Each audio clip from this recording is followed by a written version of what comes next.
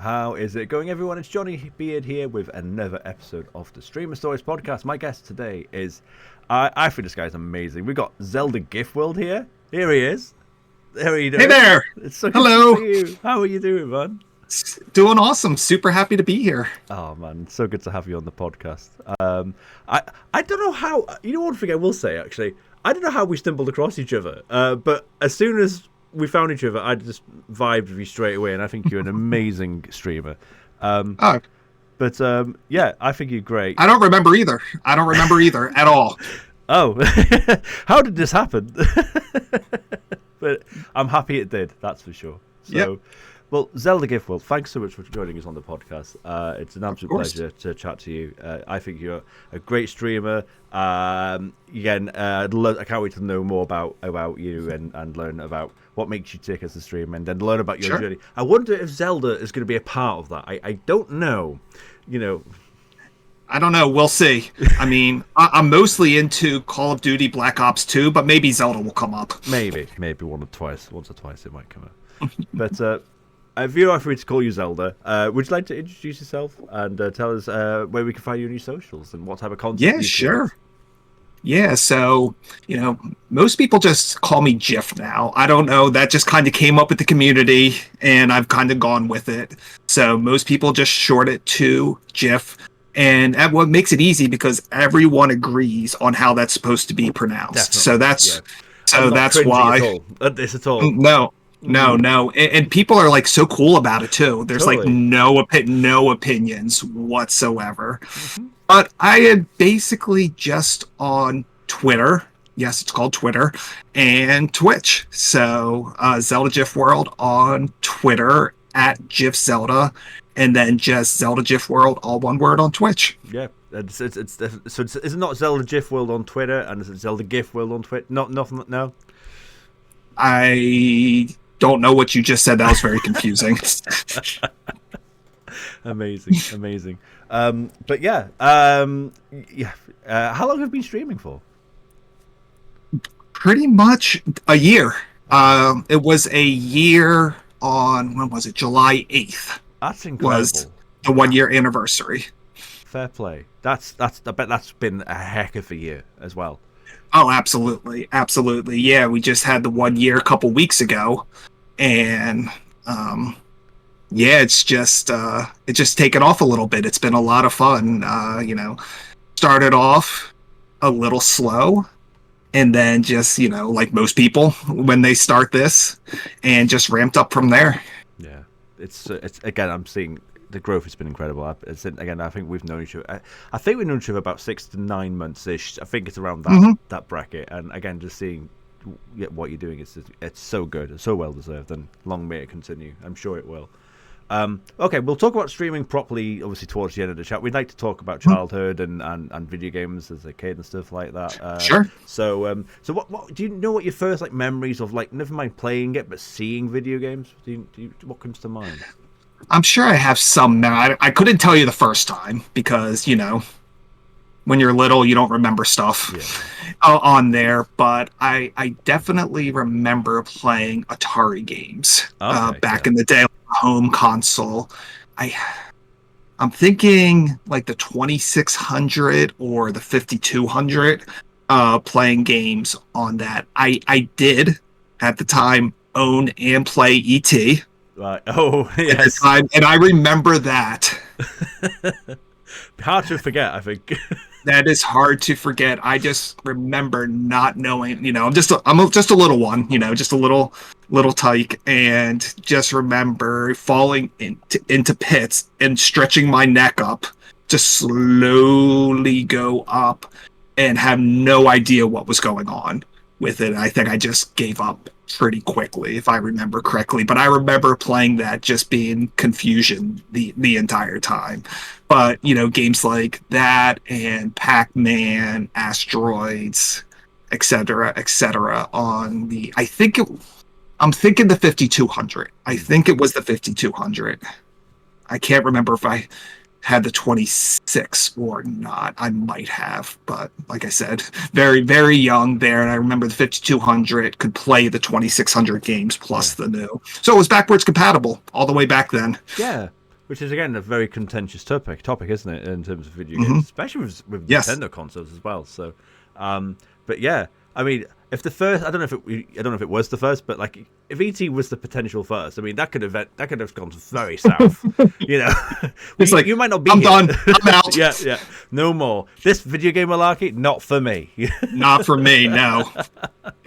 And it wasn't for a lot of people because that's kind of crashed everything for a while. But Yeah, very. but I do remember that it definitely was not the first, but it was near then. It was part of the beginning Atari experience before Nintendo did Nintendo stuff. Nice, yeah.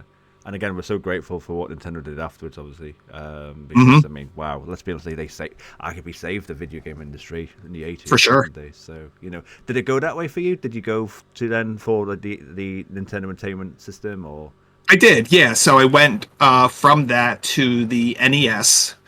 When would that be, like 1986-ish, you know? So yeah, went right to there. I just remember kids in the neighborhood having it, you know, before I really got it. And, you know, like older kids, and by older kids, they were probably 8. No, yeah. You know, so wise. And it's actually funny because I remember playing the original Super Mario Brothers at a friend's house. Yeah. And like, you know, this is amazing. This is so much fun. This is great. So I asked my dad, I'm like, hey, can you get me this you know, I might have had the Nintendo. I don't remember. Like I said, very little, but I said, can you get me the Mario Brothers game? Yeah. And he did exactly what I asked and got me Mario Brothers.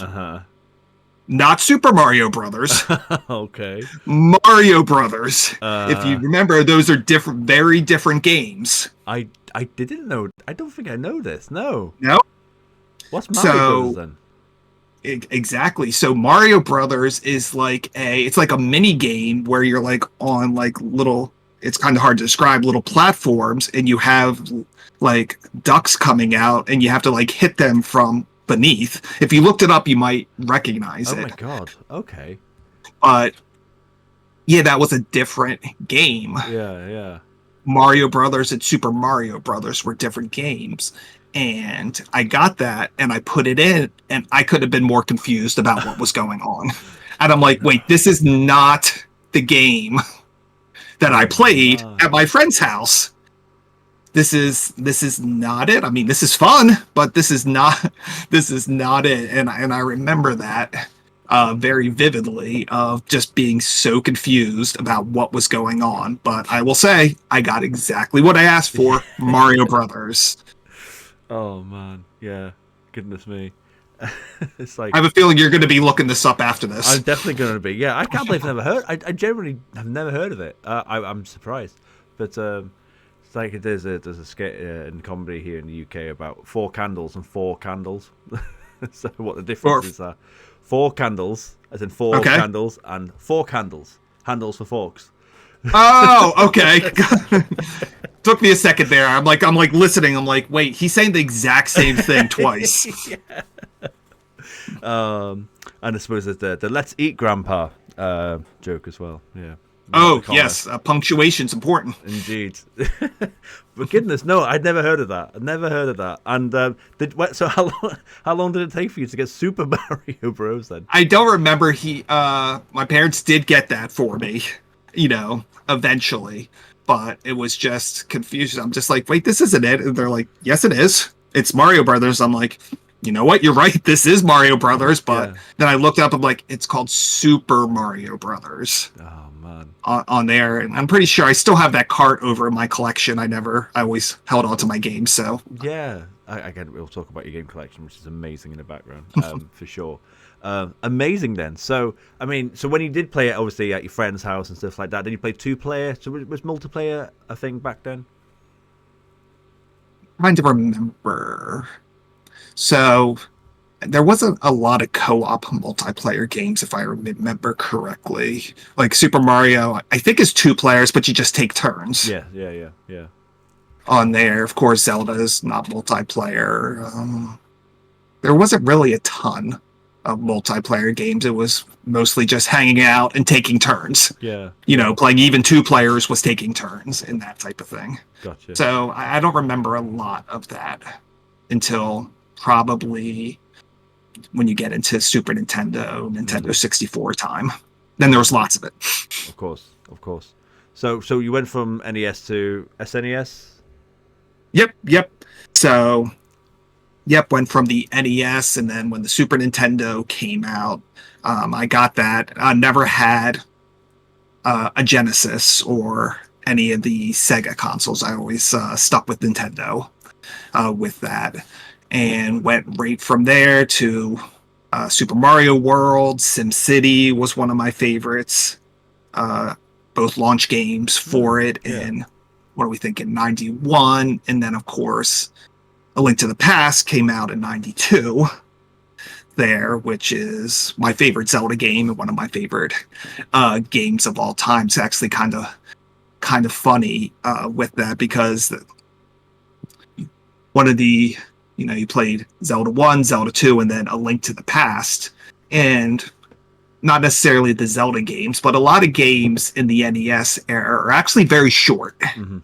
And you didn't realize it at the time because you're just dying over and over and over. So they're taking you hours and hours and hours. But like the original Castlevania could be beat in like 45 minutes if you're good. Yeah. Or, and this is not like the best speedrunners in the world type of thing. Like the games are not long. So I remember playing A Link to the Past. And if you know that game, you get to Zelda very quickly in the game. You fall down in the garden, you get to her, you escape out. I'm like, am I beating this game right now? Like, what's going on? Because in every other one, you get Zelda at the end. Right, yeah. You get Zelda at the end of the first game. In Zelda 2, she wakes up at the end. So in this one, I'm like getting to her, and I'm like, am I about to beat this game? This game's great. Wow, that was fun. Not realizing I'm like 5% into the game. Oh, yeah. There. Yeah. Oh, yeah. So just like opened up a whole new world, literally a whole new like perspective, I suppose. Exactly. Like, okay, games are getting more epic now. Noted. I have a similar feeling about, I know it's a bit further along, but like Final Fantasy 7 for me, like I remember going to the world map for the first time and just my mind blew, because I thought that this is a game about blowing up 8 reactors. And like you're like, job well done, roll credits. Yes. We blew up 3. Well, first try. First try, yep. And then get to the world map, you're like, what on earth's going on? That was me, like my child brain. And I was like, wow. You're like 2% into the game. Yeah. Mental. But that's amazing. And that's your favorite Zelda game? It is, yeah. Could be little nostalgia goggles going on there with that, but I always love playing that game. I love revisiting it, going back.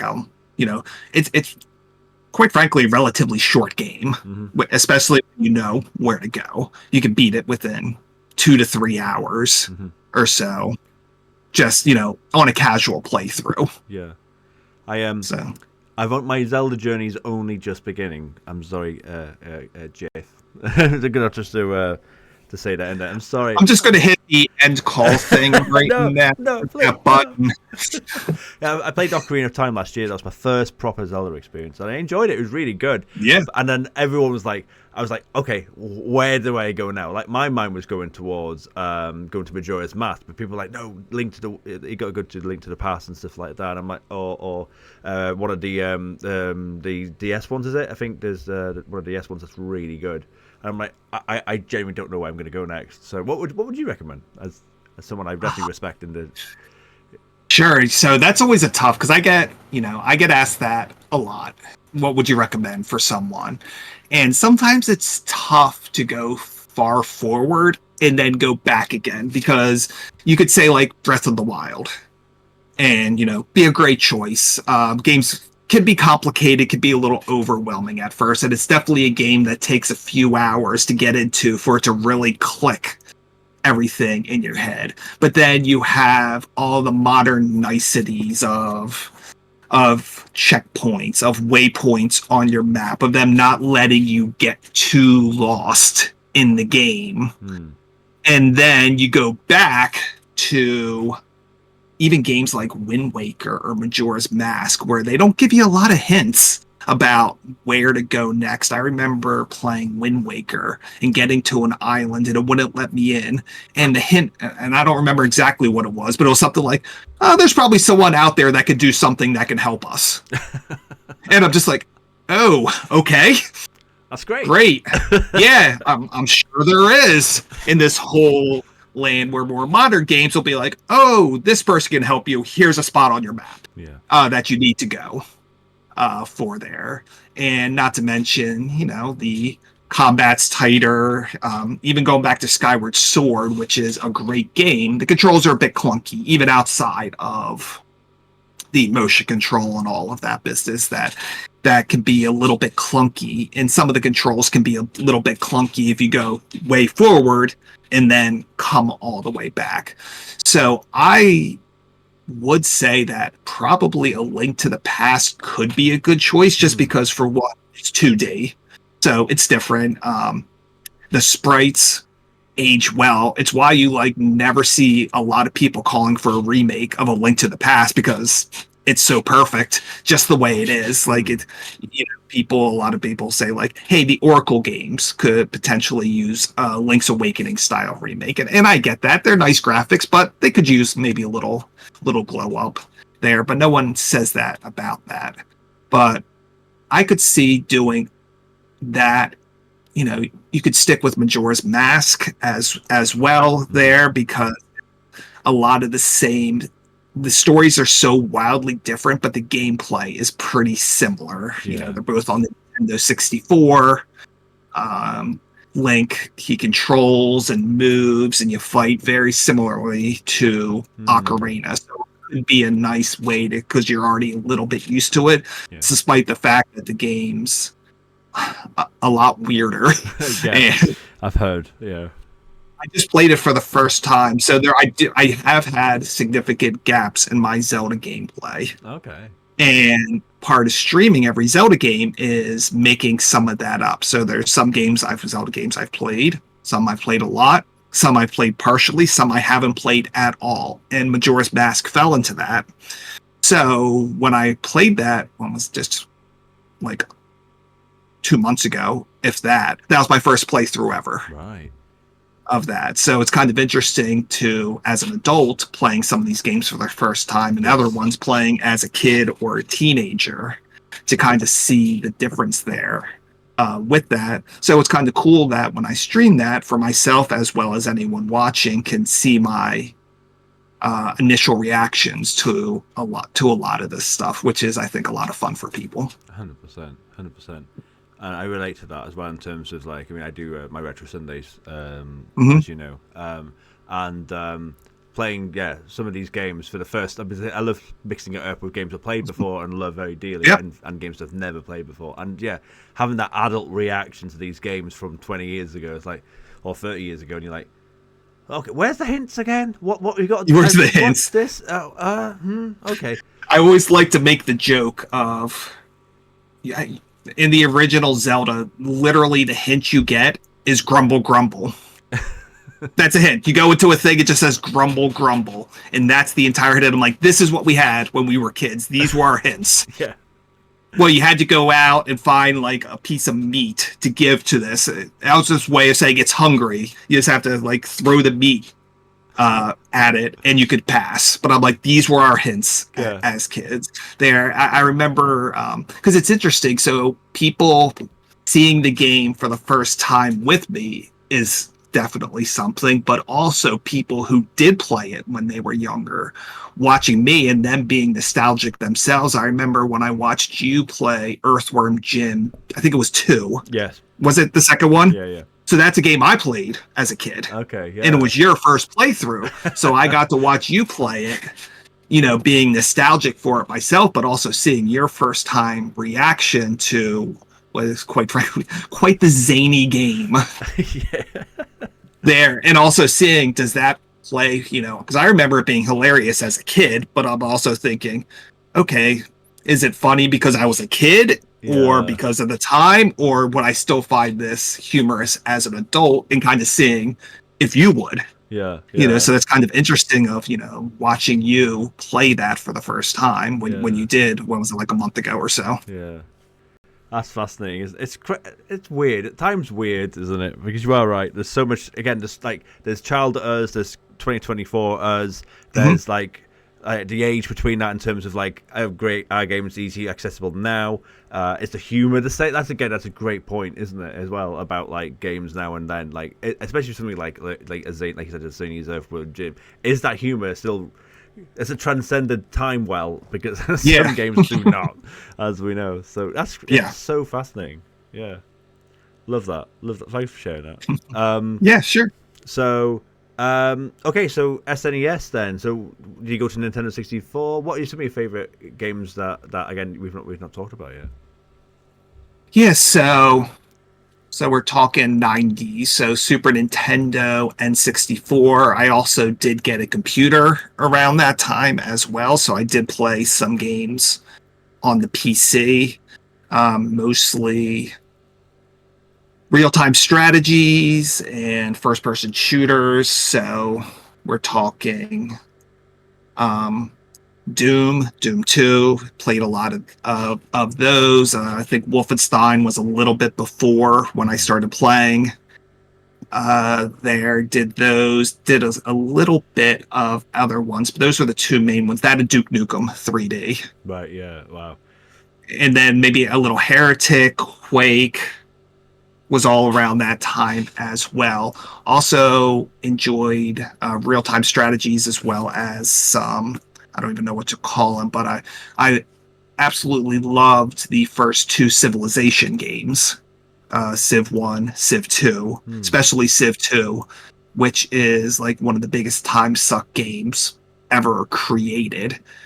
I don't know if you've ever played them, but at the beginning, when you first start playing a campaign, it's a single player. Well, that's not a real time strategy. That's a turn based strategy. But either way, Sure. at the beginning, each turn could take like a few seconds. You're a couple hours into the game, and each turn could take an hour. Goodness. That is. There, and you're there playing at 2 a.m. And you're like, one more turn, and that can literally take an hour Yeah. to do a turn with that. And always loved that. I also was really super into that and the Railroad Tycoon games, Right. Yeah. Railroad Tycoon 1 and 2. I loved playing those and building rails across the country and trains, and I had a lot of fun with that. So it was a weird combination of like Doom 2 blasting, demons, and I'm gonna make this nice little railroad company and you know bring people their mail and grow a Yeah. business. So it was quite the contrast Yeah. there of the games that I liked on PC. So I had that, as well as I did move from the Super Nintendo to the N64, but I also got a PlayStation 1 Okay. Yeah. at the time as well Yeah. there. So I had both of those systems there. So I would say I use the N64 a lot more for multiplayer. They're not exclusively, and then the PlayStation was a lot more Gotcha. Yeah. single player games. Yeah. I mean, and that was best advertised. Again, I remember the Nintendo 64 advertising the four controllers and the different colors Hmm. and stuff. And I know I didn't have Nintendo consoles, and I was always just so jealous of like the four-player visual, should we say? It looked so cool and like getting your mates Oh, it together and was. stuff. Yeah. So I was always slightly jealous of that. Yeah, and you should have been. It was terrific. It was.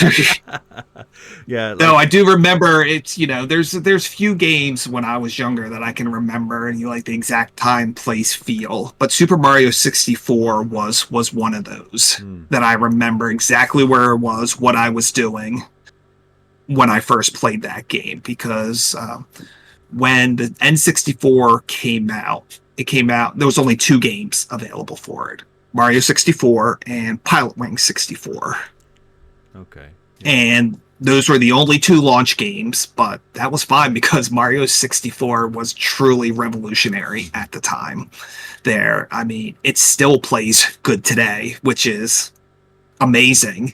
But I just remember going from, side scrolling to this whole world that it just dumps you into. And it did it so well that I just remember that experience to this day of just getting absolutely sucked into that world. You're playing that bomb battlefield at the beginning and racing around to the top to go fight this giant bomb up there. It was just amazing there. And the multiplayer games didn't come out till a little bit later. So you kind of started with those single player ones, and then the Mario Kart 64s, the Golden Eyes, the Perfect Darks. Even Star Fox 64 had a really fun multiplayer. Battling in the R-Wings with your friends. And one of the really smart things that Nintendo did was release the console with the 4 ports on there. Because if it doesn't come in the box, people aren't going to support it as much there. So that's why we got so many games, because it had the 4 right out of the box, and you'd have to buy a peripheral to be able to do 4-player. Yeah, for sure. And yeah, it worked. Like you said, it worked. And I remember the marketing of that obviously not thinking about it as a kid and a young teenager, but like now looking back on it, I'm like, it's genius marketing, because it really was skewed that way. Single player was definitely the focus of the PS1, but multiplayer became the focus of the N64.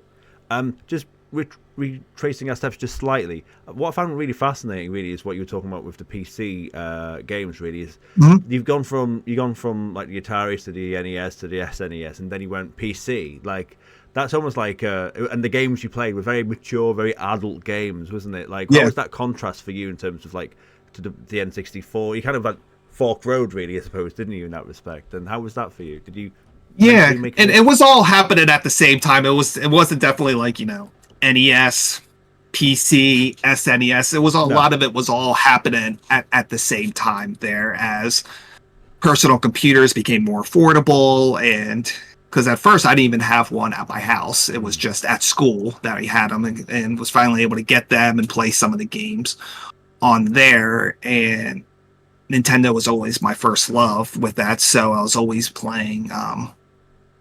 The Super Nintendo is still my favorite console, with Mario World, A Link to the Past, Chrono Trigger, Secret of Mana, Super Metroid, etc. On there. But at the time, I really enjoyed the strategy games on the PC, which you really can't recreate well. They tried, and it just, keyboard and mouse with that. And just loved Civ 2, Civilization 2, Railroad Tycoon 2 of my favorite games. And then, as I got a little bit older, there was some other games as well that I really enjoyed on the PC, because I kind of stuck with a little bit first-person shooter, a little bit strategy games. I played, Half-Life, the multiplayer Half-Life game. Right. I did a lot of that. I forget the name of it off the top of my head. And then real-time strategies, like big one was Command & Conquer 2 and Command & Conquer Red Alert and StarCraft. Those types of games. And probably even just as big of a time suck, the original Sims game. Yeah.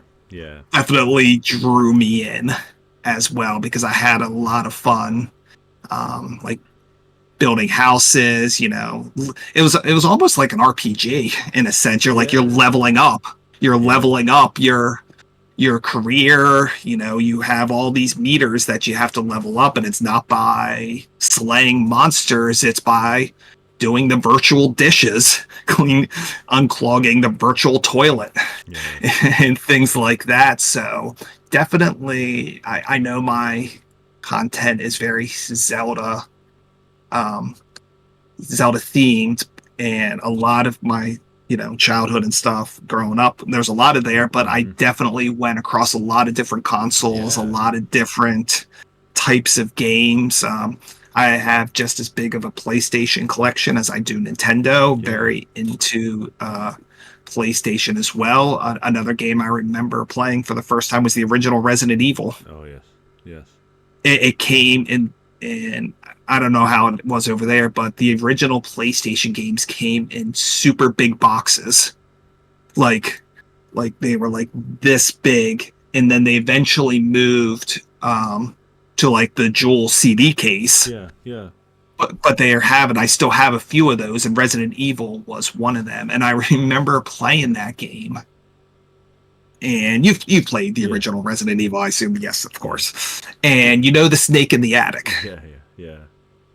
So it was a game that was kind of like Mario 64 to me, in a sense of this game is revolutionary. Like, this is amazing. Came out right around the same time as Mario 64. I think they're both 96, if I remember correctly. Yeah. And getting to that snake and thinking, this is the final boss of the game. This game was amazing. One of the best games I ever played. And again, I'm like 10% into the game. Yeah. Similar to the Link to the Past story I just told. I literally thought, this is the final boss. This has to be. Yeah. This is the most amazing thing that I've seen. This giant snake, you know. How many times have we said in our lives, graphics can't get better than this? This is it. We now you look back at it and you're like, that's about 4 polygons. Yeah.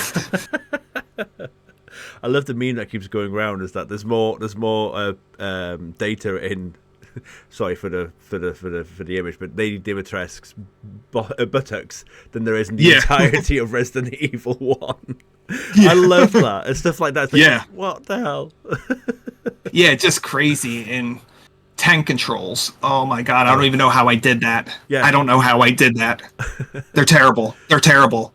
I was good at them at one point in my life. Yeah. But I remember what game? Grim Fandango. Yes, yeah. They came out with the remastered version of that. And you could do tank or you could do regular non-tank controls. And I was like, let me try the tank on this. And after about 45 minutes, I was going out of my mind. And was like, no, I can't do this anymore. I can't. And I was trying my hardest. There was like a gold trophy for beating the game on the PlayStation, keeping tank controls on. I'm just like, no, I tried. Yeah. I just kept running into walls. It just like kept moving into them. I'm like, hold on, let me slowly rotate. Okay. Yeah. Here we go. And it was just, my brain doesn't work that way anymore. Yeah.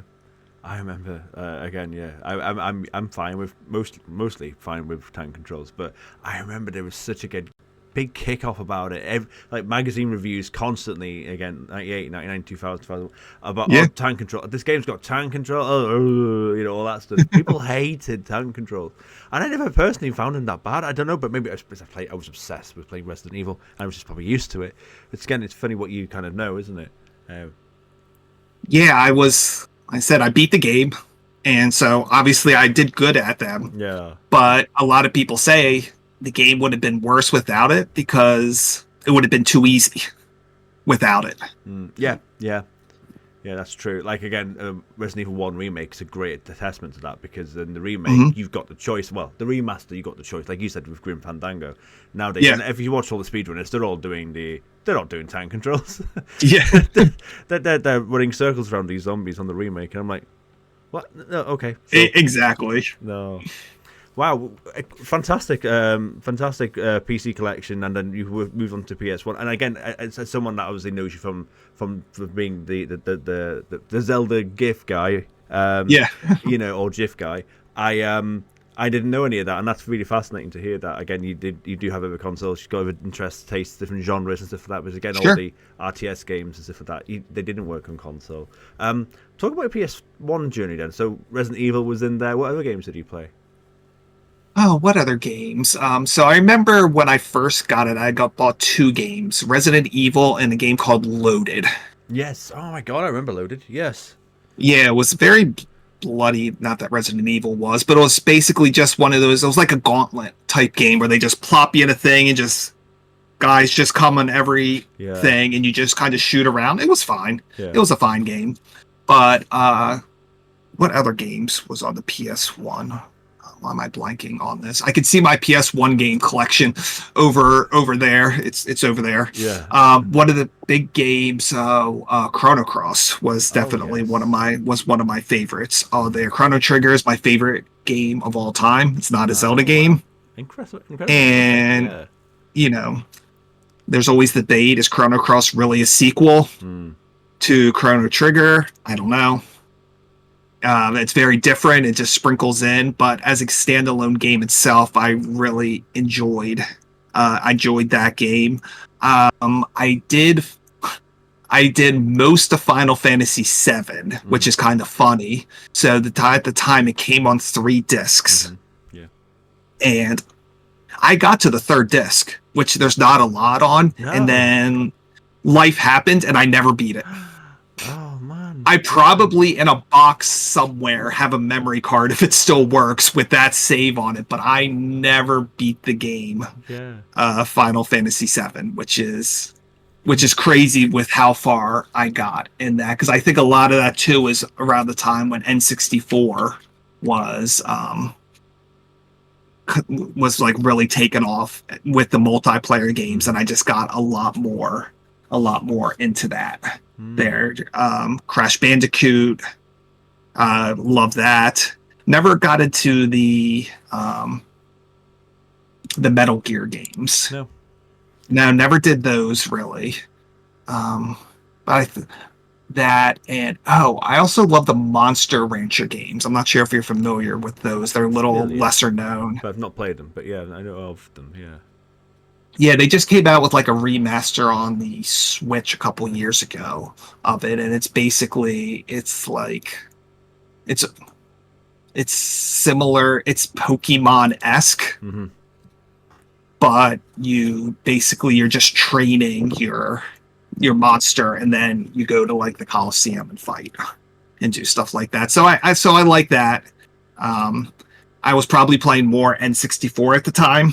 Yeah. Honestly, but yeah, there was definitely a lot of PlayStation games that I enjoy, especially the Resident Evil, Chrono Cross, Crash Bandicoot. I loved that. That was, the graphics in that were amazing for the time. Yeah. No, they were. Okay, let's talk about best games then. I mean, so Chrono Trigger. I mean, yep. Brilliant game. Absolutely love that game. I need to play it on stream at some point. It's been a good 6-7 years since I played it, so I need to revisit that. Let's ask this question then. So if you were stuck on a remote island then, and you could only bring with you 3 games, what would they be? You can play online, you can play with mods if you want to as well, but on that island you only have 3 games. What would they be? See, that's always tough, because that's going to be different than your favorite game, because you want games with replayability. That's going to be the biggest thing. So I would probably pick like a sports game, to be honest. Oh wow! Yeah. Probably pick a sports game. Like I'm big into hockey. Okay. Yeah. NHL and playing hockey myself, so I'm big into hockey. So I'd probably pick like an NHL game. That you could just kind of play seasons and go over and over like that. I probably pick something like that. I might even take like a Tears of the Kingdom game, or because that game just has so much you could do, so much depth, a world that just really sucks you into it. Yeah. There, so I could see a game like that being, having a lot of replay value on there. And what else?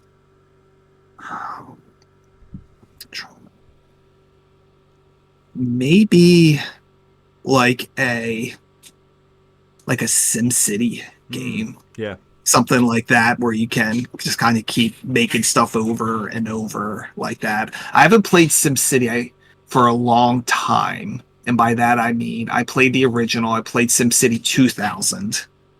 A little bit of 3000, and then I haven't really played it too much since, because I kind of got out of the PC for the most part gaming. But I could see a game like that being a lot of fun to have, and just be able to build cities over and over. It's really just all about replayability, because you're on this island, you're not getting rescued, and you somehow though have a hookup to be able to play games. Yes. Yeah. It's like I did a poor job of grabbing games as I was getting stranded.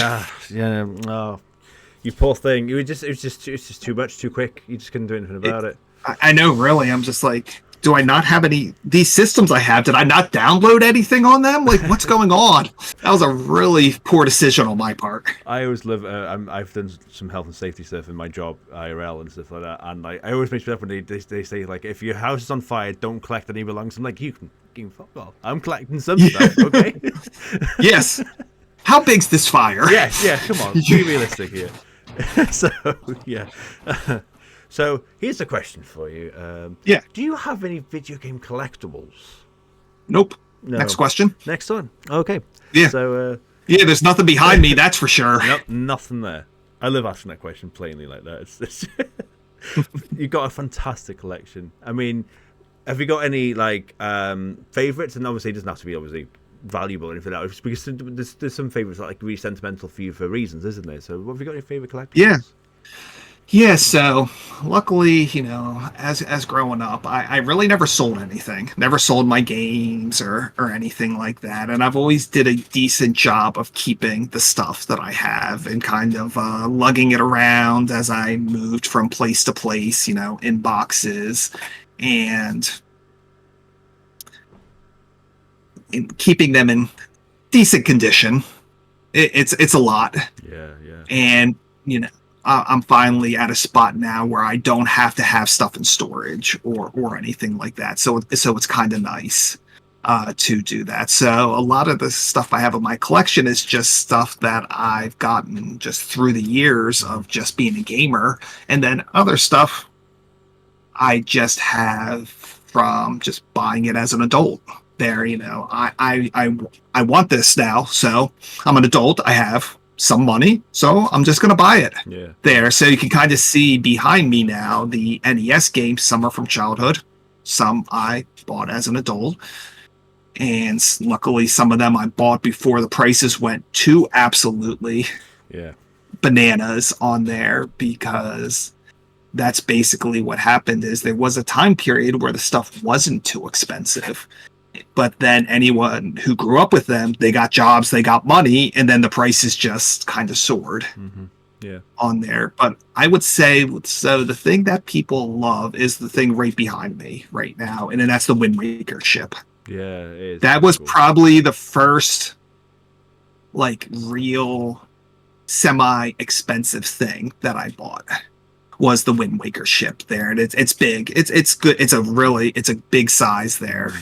And it's a first 4-figure, and I love that. I love to have it behind me streaming. Lots of people say they would like to break in and steal it, but I would appreciate it if people didn't actually do that. Please don't do that. Yeah, please don't do that. But yeah, I that was kind of the first real, and it's worth a ton more now. I bet, goodness, yeah. Because I got that maybe, I don't know, 6, 7, 8 years ago. Or so I have that.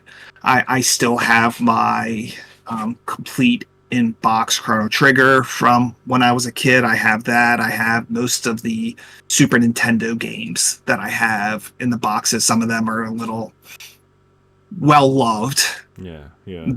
Some are in better conditions than others, but I have a lot of that. I have some of the boxes for my Super Nintendo, my NES there. I did a pretty good job of keeping that stuff. I did a stream once where I did a tour of my game room. Nice. Oh, wow. Excellent.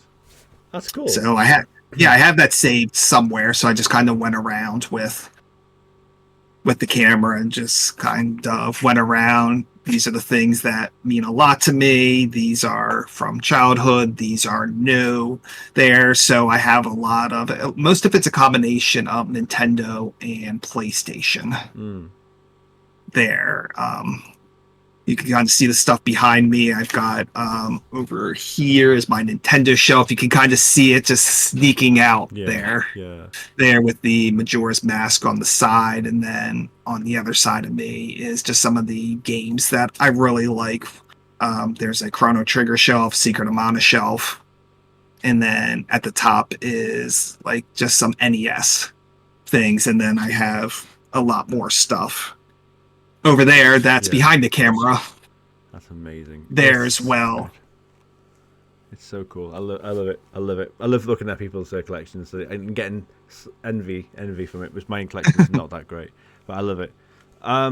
Okay, so let's talk about your username and Twitter. Don't worry, I won't ask you to follow me. I just did. Oops. We won't talk about that. But yeah, so I mean, I'm assuming obviously that is obviously the basis in terms of like the Twitch platform afterwards, wasn't it? It was, again, you've got a very strong platform. You got a lot of interest in what you do. The username. Let's talk about that journey for us, if you don't mind. Yeah, sure. So the username, fairly self-explanatory, but nevertheless, I made it to post Zelda GIFs. That was really it. It's a world of them. So that was kind of just the start of that, just to post Zelda GIFs and that kind of thing, and kind of just took off from there as I thought of more ways to do that. Because if I just kept it as GIFs, it wouldn't have been as popular as it's gotten there.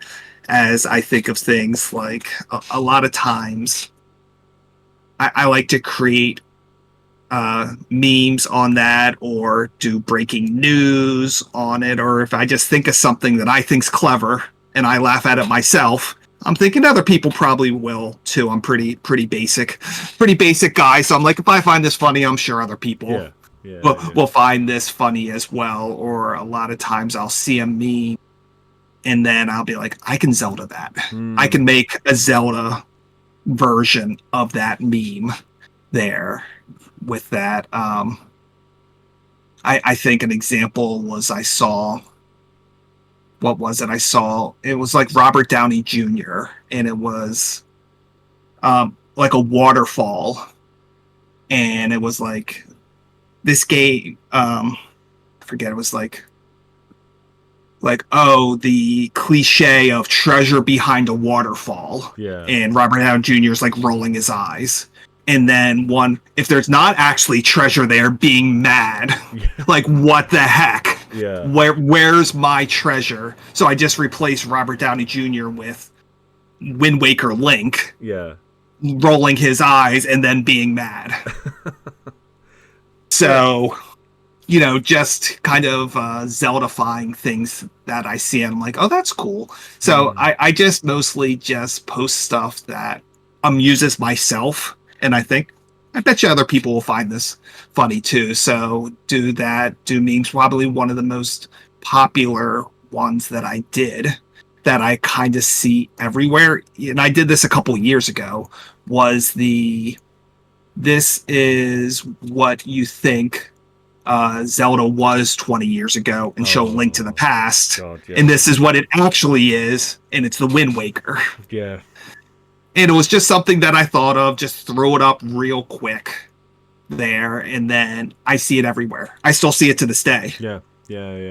That meme that I created in like 5 seconds, just went on, did a Google image search, Link to the Past, did it up probably within a couple minutes, and I see it everywhere. Yeah. Sometimes with my handle cropped out, sometimes with it not on there, but yeah, I really just do stuff that amuses me.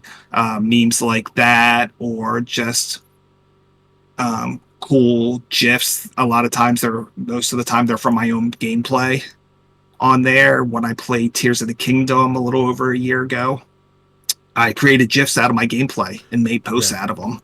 And they were wildly popular. They were really popular. It was kind of like I was bringing people along with me on my journey of the game there. And I always like to try to think that the way that I look at Zelda is a little bit different, because I know there's a lot of things like, oh, Zelda theory, or where is this in the timeline, or what if you look at this small detail. And mine is, sometimes it's just like, why is there a picture of a golden horse on their wall? Yeah. That's funny. Why? What is that? Yeah. And my gameplay, and I'll just take a quick, take the 30-second video clip move it over and make a GIF out of it, and I'm like, that's my post.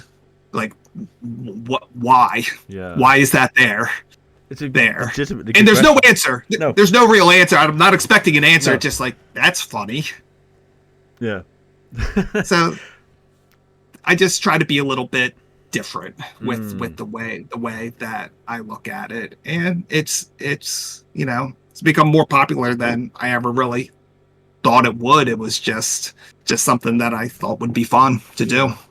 Absolutely.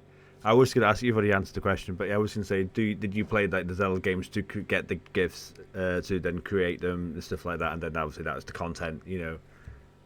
A lot of them. Not every single one I do is something that I created myself. You know, sometimes if I need something, I'll do a Google image search and be like, oh, I need this from Breath of the Wild of Link looking annoyed for what I'm doing. So I'm not going to go back, play Breath of the Wild, get to that cutscene to do that because I know it's out there. Exactly. But a lot of the things are, and especially now that I'm streaming, I take a lot of videos of what I'm doing there, and then I'll use that for posts. I'll use that for advertising for my streams or the Discord or other types of things that I'm doing. So a lot more of them now are. But yeah, when I did the Tears of the Kingdom playthrough, I probably posted hundreds of GIFs of my playthrough, and it was just of things that I thought were cool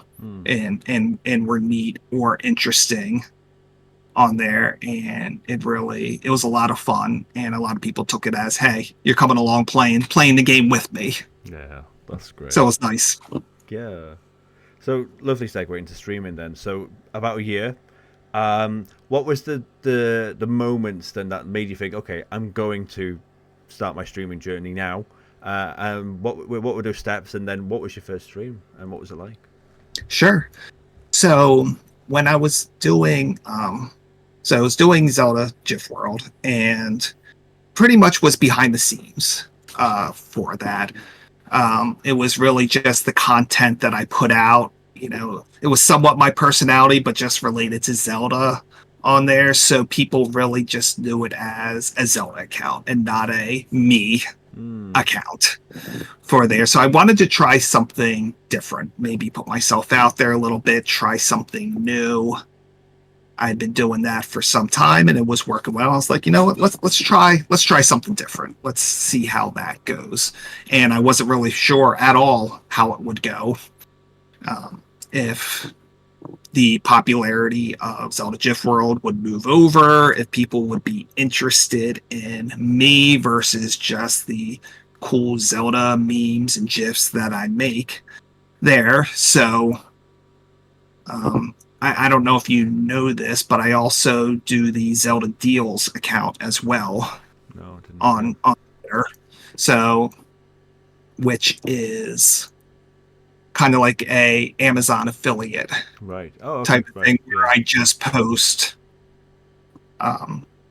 like Zelda merchandise that people can buy, and if someone clicks on that and buys that or something else, I'll get a small commission on that. Yeah. So I do that and made a little bit of money doing that, and was able to take that money and then put that into the streaming equipment because I didn't really have much. Gotcha. Yeah. At all. I didn't have a computer that could run it. Camera, microphone, all of the things that you need for that. So I was able to use some of that money to be able to buy the things that I needed to be able to stream. And there's a lot of expenses that you don't even really think about. Yeah. You know this, that people don't really see on there. It's like, okay, I'm going to start a Discord, but now I've got to pay for Nitro, and that's, $16 a month on there. And there's just a bunch of small expenses that you have on there. So use that money, and then it's like, hey, let's try this out. Let's see how it goes. Something new, something different. I played A Link to the Past on the first stream because yeah. Zelda game, my favorite game on there. Thinking back, I might have picked something different. I mean, the stream went pretty well, if I remember correctly. It went pretty well, but doing that for the first time, having to keep up with chat, which probably compared to chats nowadays was probably moving pretty slow. But at the time, it seemed like it was absolutely flying on there while having to play a game where you have to be somewhat precise with this. It's a 16-bit Super Nintendo game on there, so having to go back and forth between chat and doing that was a little bit tough. I might have picked something with less hand-eye coordination needed with that, but it went well. It was fun, and kind of went from there trying to see, because I wasn't entirely sure what I was gonna do with this. What people liked, would I stick just to Zelda, would I try other games? Why would anyone, like, why would people tune in to me? That's always something that I think about, is like, there's so many great streamers out there. Why would someone tune into me? Well, you know, what can I offer? Yes. To that, to have people want to tune in to me. What's my identity? And that took some time to figure out there. Seeing what works, what doesn't work. I tried some non-Zelda games there, and obviously having a sizably, popular Twitter account is an advantage. It's an advantage, but it did not translate as much as I thought it would at first. It didn't translate as much as I thought it would, because I had no idea at the time what I was going to be walking into. Would it be popular? Would no one care? Would I have like 100 people in chat? Would I have 2 people? I just had no idea what that relationship would be of having over 100,000 Twitter followers going over to Twitch. And it wasn't as much at first as I thought it would be, to be honest. I thought it would be a little bit more. There was definitely some streams where I would start them off and be talking to myself. Yeah. And be, you want to do the just chatting at the beginning, and they're like, I'm just kind of talking to myself here. I guess I'll start playing the game. Yeah. There. And, just trying to decide, hey, do I post in the morning that I'll be streaming in the evening? Do I just do a go live? What's the best way to do this? I had no idea about how to do this. Do I do a thank you post after? How do I get people to notice me in this completely different area? Because as you know, on Twitter, people are posting go lives all the time. They're posting go lives, they're posting their YouTubes on there. And I've always found it's tough to get someone to go somewhere else. Yeah, for sure. It's not easy. That's why when I was creating my Twitter, almost all of the stuff I did was right there on the platform. If I did a video, I wouldn't link you to a different thing. I would download the video and have it play right there in Twitter. I was always something big that everything is just pretty much there. And now I'm doing something different where it's like, okay, now you need to go somewhere else. And it's also a huge time investment for someone to watch a stream as well. It's not the same as if I post a 30-second video that's right there for them to watch quick. Exactly. Or a meme for them to look at and hit retweet real quick or do a quick comment. There's a lot more there for that. So there was a lot of, how do I grow this? How do I get people to come over? Do they even want to do that at all? And then once they do, if someone does check me out, how do I keep them? Yes. How do I keep them engaged? Because you always want to try to find that cross section of things you love to do and things people want to see. Yeah, 100%. Yeah. Because if I'm just going to be doing something I love that no one else does, I might as well just play offline. Yeah.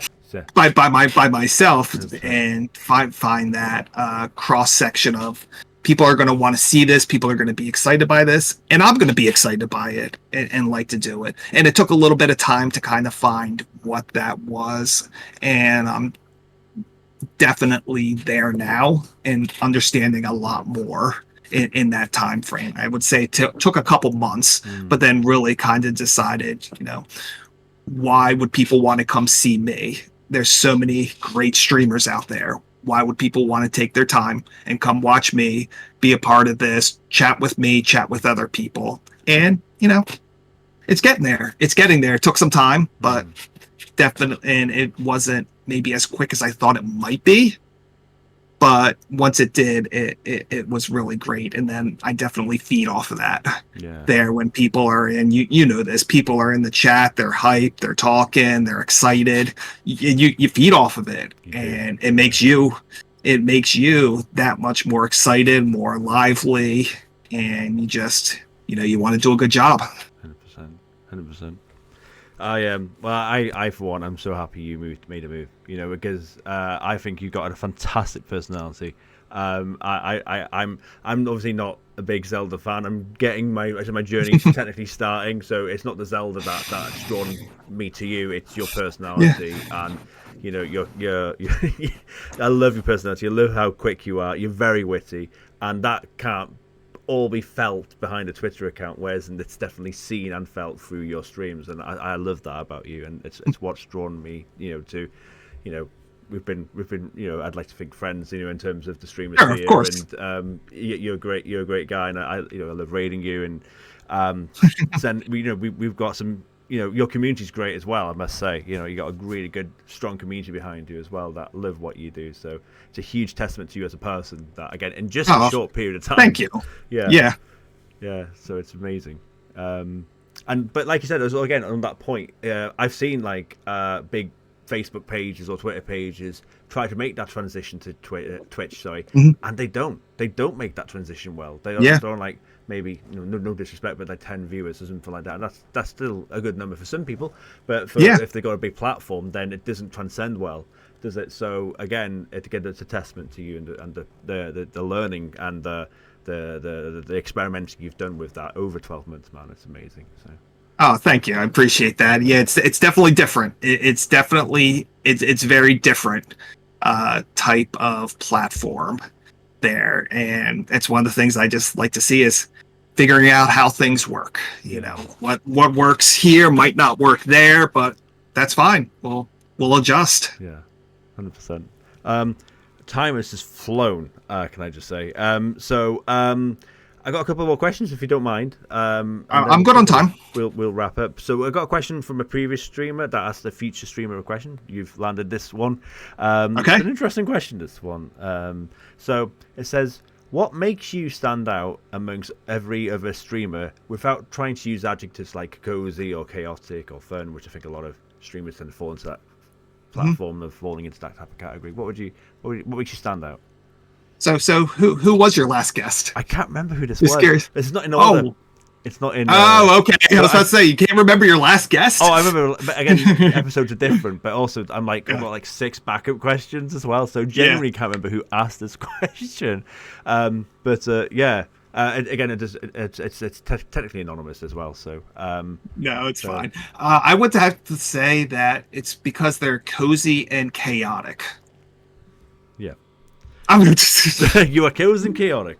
Yeah, so that's something I was always kind of thinking about as I was creating and growing my stream and that type of thing. And I kind of touched on it a little bit before, is with so many great streamers, why would anyone want to come see me? Yeah. Why would they take their time to come in to watch my stream versus the millions of other great streamers out there for that?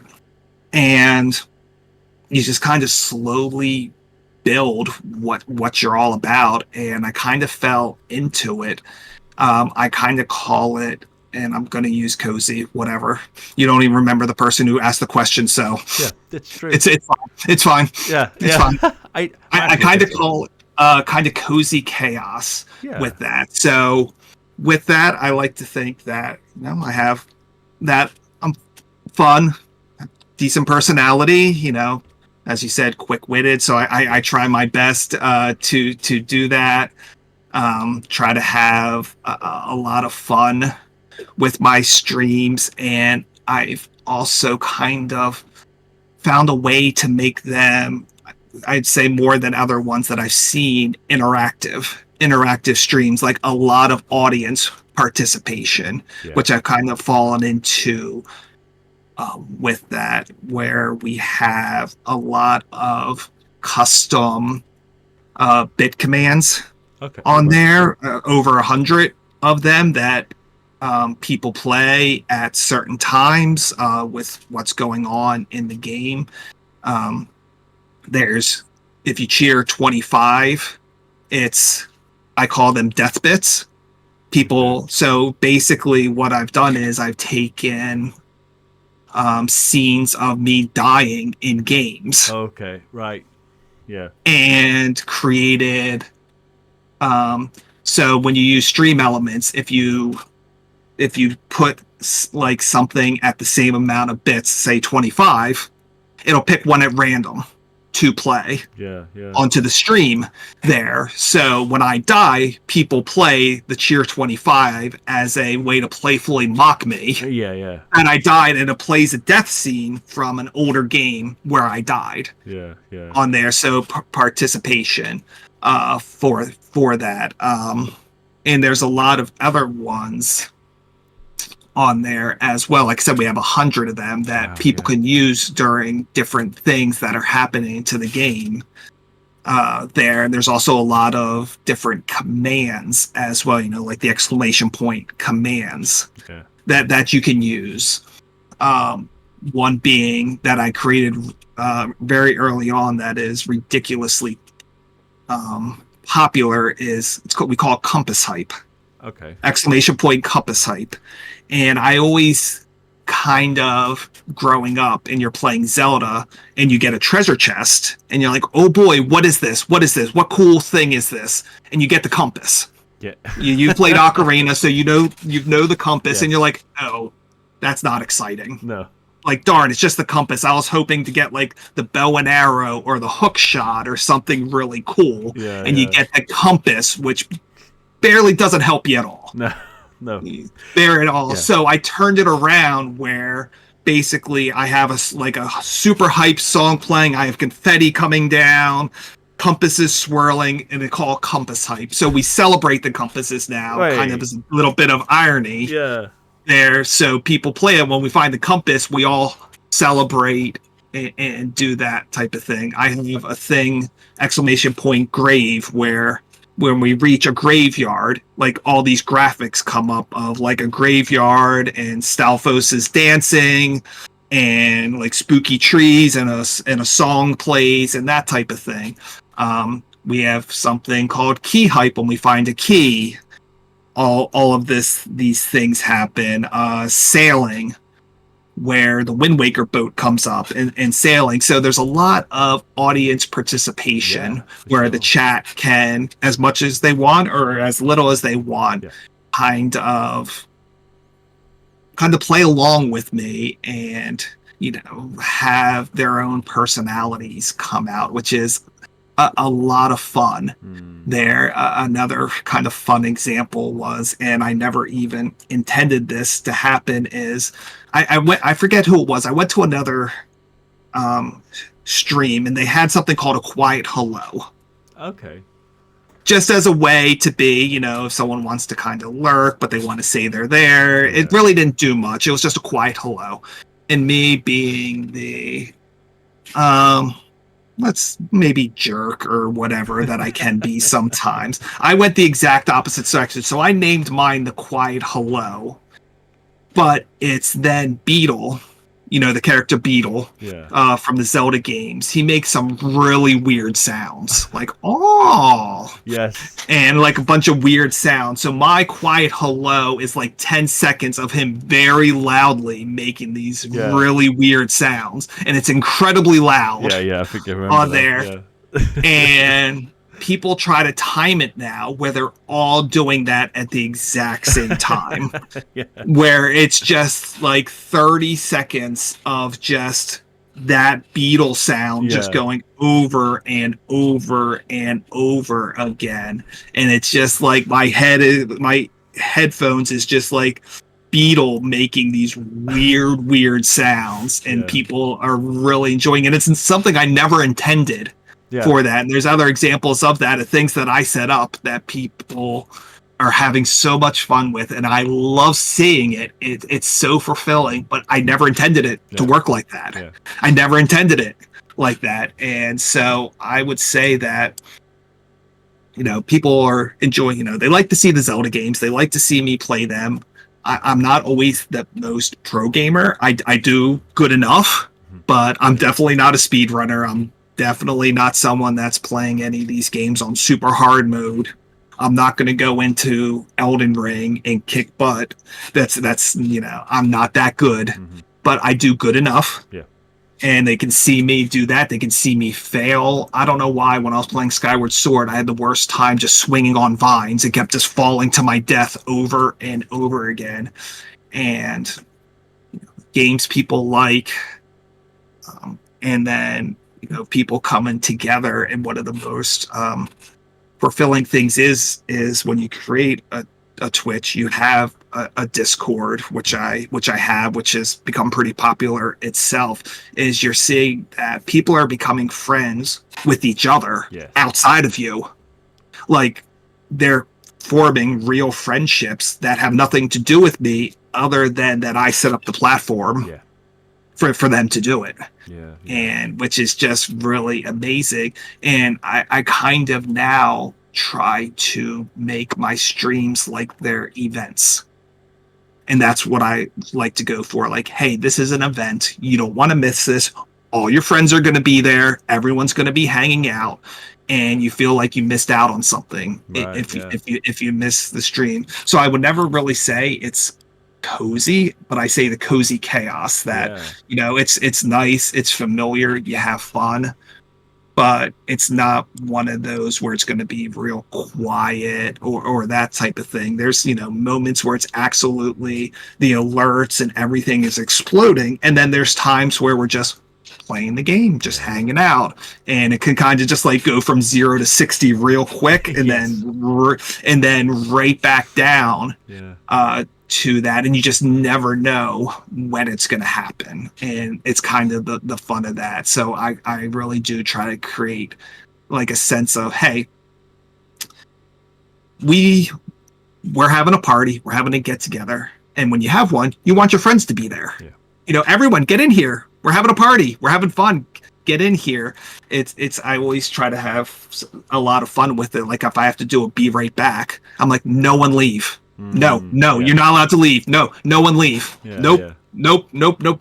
I even put someone in charge of making sure no one leaves. not that actually is a thing or that works, but it's one of those things like, hey, you know what? We want our friends to be here. We want everyone hanging out. We want everyone. I mean, you want to see your friends when you're at a party. You want, and that's kind of what I'm going for, and that's what I've fallen into, and really, it all makes it so much fun for me, so rewarding, and meeting so many great and wonderful people inside the community, as well as other streamers like yourself that I would have never met otherwise. So it's really nice. Yeah, what a fantastic answer, mate. Thank you for that. It was not the easiest of questions, and you smashed that. I love that. What an answer! And that's you to a T. Like I completely agree with everything you said there. And yeah, your streams are definitely events people don't want to miss it. Let's wrap up. So one final question is, what's next? So again, we're on. Do we say path to partner? Do we use that term? Because you're on that journey. It's possibly going to happen maybe very soon. Obviously, I don't know when this episode's coming out, so hopefully it might have happened by now. Who knows? But what's the plan? What's the future looking like? Yeah, so I did open the Path to Partner a couple weeks ago. So, and I've been very open about it, especially in the Discord. I've brought everyone kind of along on the journey. No secrets. Good or bad. We're all in it together. Everyone has really stepped up. They've really backed me in like an overwhelming way of when we were getting real close. Because for anyone who's not aware, to be able to apply for partner, you need to have 1 month.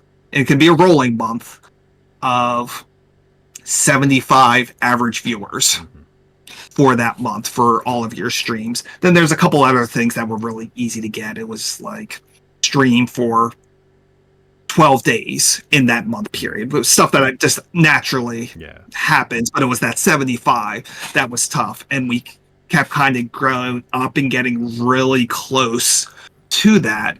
And was basically telling them, hey guys, if you could come in even just to lurk, just throw it up on a tab on your computer, we can get this. Because we were at like 78 or 68, 69, like in that range there.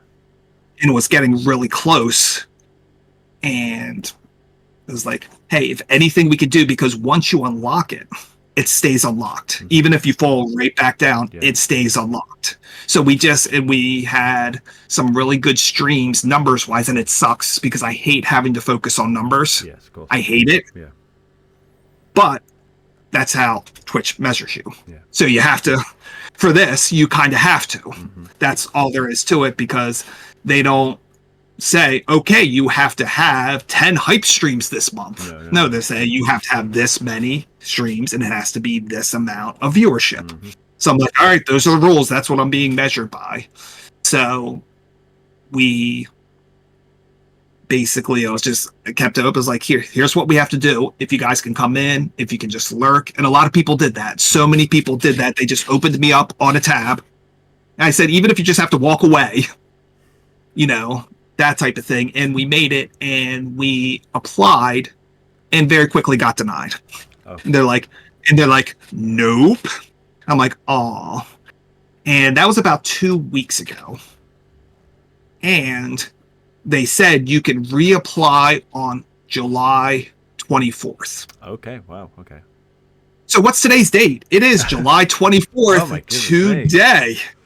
Yes. This episode's obviously out in a few weeks or months, by the way. But yes, it is. We're recording it. So right now it's July 24th. Oh my goodness. Yeah. So I am in the middle of reapplying. Incredible. I will probably within an hour or two after we're done chatting here have reapplied again for it. And if they say no, I'll reapply again. Yeah. Basically, they have to accept me to make me go away. Yes. Yeah, Twitch, learn your lesson. Exactly. But that's kind of next. I'm excited for that. I think it'd be great. I mean, I'll be honest, I'm really excited about the possibility. It would be incredibly validating for that. I know the community would be super hype. If it happens, we're gonna party. We're gonna absolutely party. And if they say no again, then I'll just apply again. But that's kind of the next step is to do that. And then I know that can possibly open up some other things. I know you can do things like I've seen people apply for front page and things like that. And then you look and all of a sudden they have like 3,000 people watching. And I'm like, whoa, that's crazy. I've been doing collabs with people using the guest star feature, and I'm having a lot of fun with that. I don't see that on a lot of streams with the multiplayer games. Did Mario Kart 64, did Zelda 4 Swords, in the process of planning some more of them, and I think it's a lot of fun. It's a lot of different. Always have everyone on camera there so you can kind of see everyone's reaction to that, because pretty much when I see them, it's usually you see one person on camera and then a voice or two. And I always thought, I'm like, I need everyone on camera so we could see all of our reactions, see all of us smiling, laughing, having a good time. And they've been really popular. They've been so much fun to be a part of. And the people that have been joining me have been having a blast too. And you can really see that. So planning on doing more of those as well. Of course, we're going through the Zelda games. That's kind of the big thing is playing through every Zelda game. I just beat the Oracle games, Seasons and Ages. Just announced Wind Waker will be next, so I'll be starting that. And then I always play one not Zelda Nintendo game, and I just beat Mario RPG, so I haven't even picked the next one yet. Right, there we go. And then the hope is that Wind Waker will take me right around the time of Echoes of Wisdom coming out. Okay, which plan to play the new Zelda game right when that comes out and stream that. So I think Wind Waker should probably take me pretty close to that. If it doesn't, I'll probably sneak in like a shorter game. But the second that comes out, that's going to be the stream game. Yeah. I mean, I just started streaming last July, so there's been no new Zelda release. I had played Tears of the Kingdom was a few months before that, and I played and beat it offline. So this will be my first new Zelda game, which I never thought would happen this soon. Yes. Yeah. Especially they announced it, and it's going to be out in 90 days. When they announced it, it's now like 65 days or so. Wow, yeah. So that's kind of the plan is. So, hope to get partners soon, do more of the collab streams. I'm having a lot of fun with them. And then Wind Waker, and then Wisdom of Echoes, day one. Plan is to, be the place to be for the new Zelda game. Amazing. Lots of exciting plans. That's so cool. That's so awesome. Yeah. Jiff. Jiff. Yeah. Thank you so much. That was so much fun. That was really, really great. And I loved hearing about those stories, man. Like, I learned a lot about you, and yeah. Makes me like you. I love you even more. I think you're amazing. And fingers crossed. Obviously, by the time this comes out, you will be a Twitch partner. Let's hope. You guys will know because this will be out by then. It's quite a fantastic insight into that now. But one more time, where can we find you on your socials? And everyone, please check out Jiff.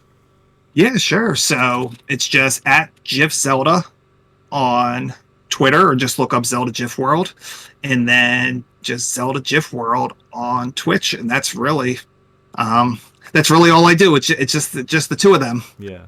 Kind of link them together. So that's where you can find me. There we go. Give them a follow. That's amazing. Thanks so much. That was so much fun. I really appreciate it. Yeah. Thank you for inviting me on. It was a blast. Oh, hell yeah. Thank you so watch out. Love that so much. And I hope you guys enjoyed it as well. So thanks for watching / listening. Obviously look at episodes if you haven't already. So, and I'll see you soon. Much love. Take care. Bye-bye. Right. Bye, everyone.